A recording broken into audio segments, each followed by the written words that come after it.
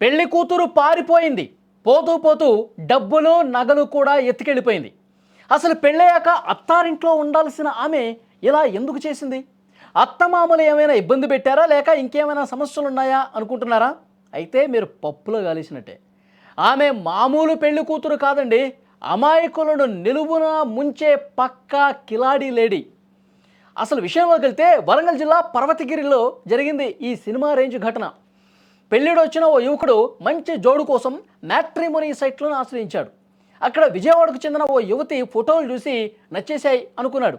ఈ అమ్మాయి నాకు బాగా నచ్చింది, నేను అమ్మాయినే పెళ్లి చేసుకుంటానని చెప్పి కూర్చున్నాడు. ఫోన్లో మాటలు కలిశాయి. ఆ మ్యాట్రిమోనీ వాళ్ళ దగ్గర ఉంటాయి కదా, నెంబర్స్ అన్నీ ఉంటాయి, డీటెయిల్స్ ఉంటాయి, అడ్రస్లు అన్నీ ఉంటాయి. ఫోన్ నెంబర్ తీసుకున్నాడు, ఫోన్లో మాటలు కలిపాడు. పెద్దల మధ్య కూడా చర్చలు జరిగిపోయినాయి. అంతా సవ్యంగా ఉంది, అంతా సెట్ అయిపోయింది, ఇక పెళ్లి చేసుకోవడమే తర్వాయి అనుకున్నారు. ఆ విధంగా నమ్మి బాజా భజంత్రీలతో ఘనంగా పెళ్లి కూడా చేసేసుకున్నారు. ఇక్కడే అసలు విషయం ఉంది. కట్ చేస్తే పెళ్లి పీటల మీద సిగ్గులొలికించిన ఆ వధువు మెడలో 3 ముళ్ళు వేయించుకుంది. పెళ్లి తర్వాత సెపరేట్ గది కూడా తీసుకుని కొత్త దంపతులు సరికొత్తగా కాపురం చేస్తూ ఉన్నారు. కానీ కొన్ని రోజుల్లోనే, వేళ్ల మీద లెక్క పెట్టచ్చు, నాకు తెలిసి ఒక 10 రోజులు 12 రోజులు అనుకుంటా, ఊహించని ట్విస్ట్ ఒకటి జరిగింది. కొత్త పెళ్లి కూతురు కొత్త ముసుగును తీసేసింది. పాత మోసానికి తెరలేపింది. పెళ్లికి పెట్టిన 8 తులాల బంగారంతో పాటు ఇంట్లో ఉన్నటువంటి 2 లక్షల రూపాయలను కూడా మూట కట్టేసుకుని చల్లగా జారుకుందండి. 10 రోజుల క్రితం ఈ ఘటన జరిగింది. ఇప్పుడు ఆలస్యంగా వెలుగులోకి రావడంతో అంతా కూడా షాక్ అయిపోయారు. తీగ లాగితే డొంక కదిలినట్టు ఏమే విజయవాడ కేంద్రంగా మ్యాట్రిమోనీలో ఈ విధంగా మోసాలకు పాల్పడుతున్నట్టుగా సమాచారం వచ్చింది. కేవలం డబ్బు కోసమే ఈ విధంగా పెళ్లిళ్ళ నాటకాలు ఆడి పెళ్లి చేసుకుని అమాయకుల్ని బురిడి కొట్టించి ఆ ఇంట్లో ఉన్నటువంటి నగలు అన్నీ కూడా తీసుకొని పారిపోవటం ఈమెకే అలవాటు. ఇలా అమాయకుల్ని ఎంతోమందిని బుట్టలో వేసుకుందనమాట. ఈ విద్య ఆమెకు వెన్నతో పెట్టినటువంటి పరిస్థితి ఉంది. చాలా క్లియర్గా ఇక్కడ మనకు అర్థమవుతుంది మ్యాట్రిమోనీలో ఎలాంటి నేరాలు జరుగుతాయి, మ్యాట్రిమోనీలో ఎలాంటి మోసాలు జరుగుతాయి అనేది కూడా చాలా క్లియర్గా అర్థమవుతుంది. ఇక్కడ కూడా మనం క్లియర్గా అబ్జర్వ్ చేస్తే ఆమె పెళ్లి చేసుకుంది. పెళ్లి చేసుకున్న తర్వాత మీకు అర్థమవుతుందా, సపరేట్ గది తీసుకుని వాళ్ళు కాపురం పెట్టారంట. అంటే ఇక్కడ ప్లాన్ కూడా అర్థమవుతుంది. ఇప్పుడు ఆ వరుడి తల్లిదండ్రుల దగ్గరే, అత్తమామల దగ్గరే వాళ్ళు ఉన్నారనుకోండి ఎక్కువ రోజులు, మొత్తం విషయం అర్థమైపోతుంది కదా. డీటెయిల్స్ అడుగుతూ ఉంటారు, ఏంటమ్మా సంగతి అది ఇది అని చెప్పి మాట్లాడుతూ ఉంటారు కదా.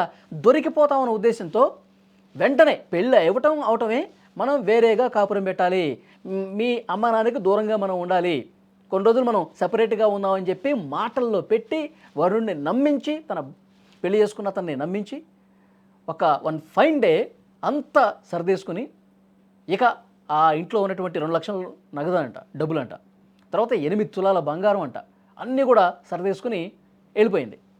ఈ పెళ్ళిలో ఉన్నటువంటి ఆమె తల్లిదండ్రులుగా నటించిన వాళ్ళు కూడా సూపర్ యాక్టర్స్. వాళ్ళందరూ వాళ్ళొక ముఠ, వాళ్ళొక టీం. మా అమ్మ, మా నాన్న, మా తమ్ముడు, ఇక మా బాబాయ్, వీళ్ళే నా బంధువులు, నా కుటుంబ సభ్యులు అని చెప్పి ఇంత దారుణంగా మోసం చేసి కనీసం ఒక్క చోట కూడా అనుమానం రాకుండా చాలా పక్కా ప్లాన్తో పకడ్బందీగా మోసం చేశారు. ఒక్కసారి పెళ్లి రోజు ఆ పెళ్లి మండపం దగ్గర ఉన్న ఫోటోలు కూడా మీరు చూస్తున్నారు.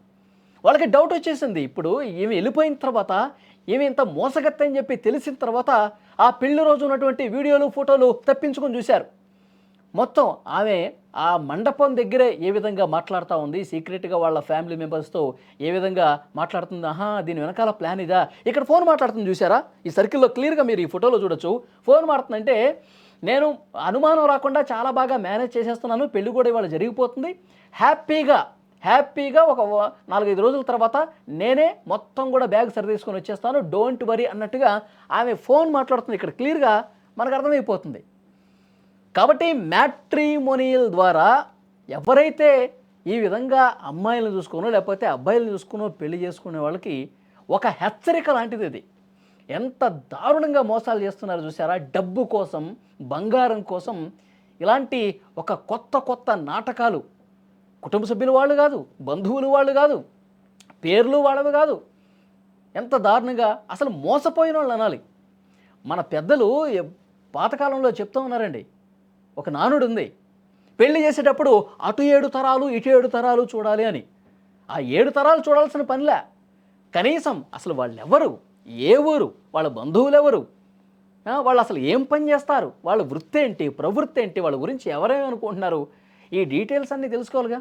సాధారణంగా పెళ్ళిళ్ళు జరిగినప్పుడు మధ్యవర్తి ఉంటారు. బంధువుల్లో కాకుండా వేరే వాళ్ళు చేసుకున్నప్పుడు ఒక మధ్యవర్తి ఉంటాడు. ఆ మధ్యవర్తే మొత్తం చెప్తా ఉంటారు. ఆ మధ్యవర్తిని కూడా 1,00,000 ప్రశ్నలు అడిగి పెళ్ళిళ్ళు చేస్తాం కదా, అన్ని జాగ్రత్తలు తీసుకుంటాం. మరి మనకు తెలిసిన వాళ్ళ ద్వారా వచ్చినటువంటి సంబంధాన్ని అంత జాగ్రత్తలు తీసుకున్న మనం మ్యాట్రిమోనియల్ దగ్గర చేసేటప్పుడు ఇంకెన్ని జాగ్రత్తలు తీసుకోవాలి. గతంలో కూడా చాలా జరిగిందిగా మ్యాట్రిమోనియల్ వేదికగా మోసాలు. ఇంత దారుణంగా వీళ్ళు మోసం చేశారు. ఈ వరుడు తరఫున వాళ్ళు కూడా దారుణంగా మోసపోయినటువంటి పరిస్థితి ఉంది. ఆ విజువల్ చూస్తుంటే మీకు క్లియర్గా అర్థమవుతుంది. ఇప్పుడు ఆ ఫోటోలన్నీ తెప్పించుకుని మోసపోయిన వాళ్ళందరూ చూస్తున్నారు. ఆ పెళ్లి వేదిక మీద ఏ విధంగా మాట్లాడుకున్నారు వాళ్ళు, ఆమె వ్యవహార శైలి ఏ విధంగా ఉంది, ఆమె ఏ విధంగా ఫోన్లు మాట్లాడుతుంది, ఇవన్నీ ఇప్పుడు తెప్పించుకుని చూస్తుంటే ఏం ఉపయోగం. పోలీసులను ఆశ్రయించారు, పోలీసులు కేసు నమోదు చేసుకున్నారు, డీటెయిల్స్ అన్నీ సేకరిస్తూ ఉన్నారు. ఏమే ఈ విధంగా ఎన్నోసార్లు మోసాలు చేసి దొంగతనాలు పారిపోయినటువంటి ఘటనలు కూడా ఉన్నాయి. చాలా సందర్భాల్లో ఈ విధంగా మ్యాట్రిమోనీ ద్వారా, విజయవాడలో ఉంటుందంట ఈ మహాతల్లి, విజయవాడ కేంద్రంగా చాలా మోసాలు చేసింది. చాలా ఈ విధంగా పెళ్ళిళ్ళు చేసుకుని చాలామందిని మోసం చేసి లక్షలతో ఉడాయించింది. ఈమె పాత నేరస్తురాలని చెప్పి ఇప్పుడు తెలిసిందే. సో దీన్ని బట్టి క్లియర్గా అర్థమవుతుంది మ్యాట్రిమోనియల్తో ఏ విధంగా మోసాలు జరుగుతున్నాయి. ఒక పోలీసులు ఇన్వెస్టిగేటివ్ చాలా రూట్ లెవెల్లో చేయాల్సిన అవసరం ఉంది. అసలు మ్యాట్రిమోనియల్లో ఎవరైతే ఫోటోలు ఇస్తున్నారో వాళ్ళని కూడా ఇంటరాగేట్ చేయాల్సిన అవసరం ఉంది. ఎవరిని పడితే వాళ్ళు ఫోటోలు ఇచ్చేస్తే అప్లోడ్ చేసేసుకోవటం కాదు. ఆ వెబ్సైట్ వాళ్ళని కూడా, ఆ సంస్థ వాళ్ళని కూడా ఇది జెన్యూనా కాదా చెక్ చేసుకుని వాళ్ళు ఎంటర్ చేసుకోవాలి. చాలామంది ఇట్లా మోసపోతారు కదా. సో డెఫినెట్గా వీటి మీద ఒక కన్ను వేయాల్సినటువంటి అవసరం ఉంది. 16 ఏళ్ల కుమార్తె ఉన్న పెళ్లి కాలేదని మోసం అంట. ఇప్పుడే సమాచారం వస్తుంది. ఇప్పుడు ఈ పెళ్లి కూతురులా కనిపిస్తుంది కదా, ఒకరిని మోసం చేసి వెళ్ళిపోయింది కదా. 16 సంవత్సరాల కుమార్తె ఉందంట ఈమెకి. చూడండి మరి ఎంత దారుణంగా మోసం చేశారు.